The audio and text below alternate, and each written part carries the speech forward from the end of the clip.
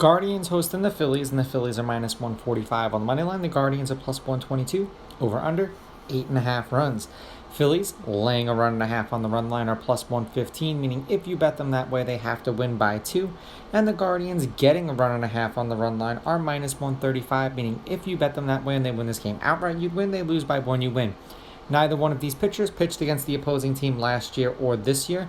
The Phillies are 5-5 as a team in Nola's last 10 appearances. He's averaging 6 1/3 innings pitched and 7.3 strikeouts per game in those games. So he's a guy that you like to keep an eye out for on the K line.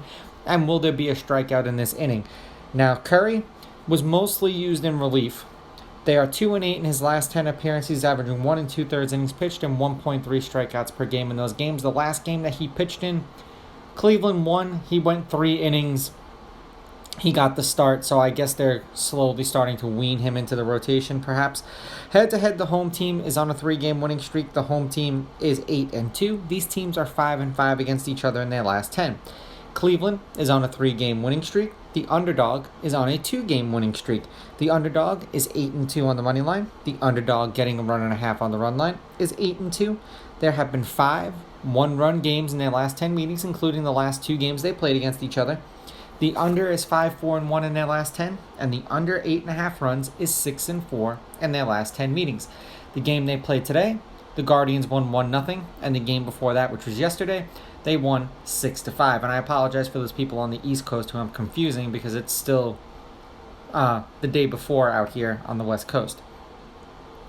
For the Phillies, they are 4-6 in their last 10. They have lost their last 4 games that they've played.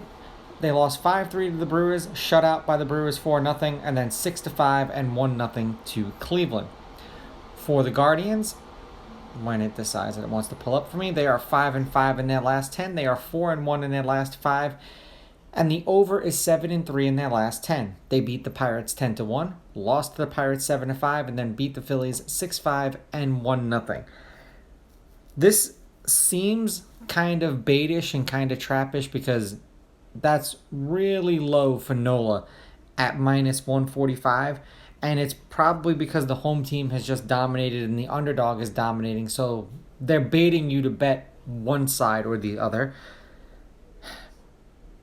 I say that the Phillies snap the Guardians' winning streak on them just because Nola's on the mound. And if this blows up in my face, I'll take the L with Nola.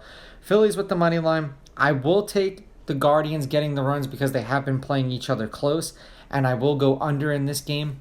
These are just my picks. If you disagree, please go with your gut. And please bet responsibly.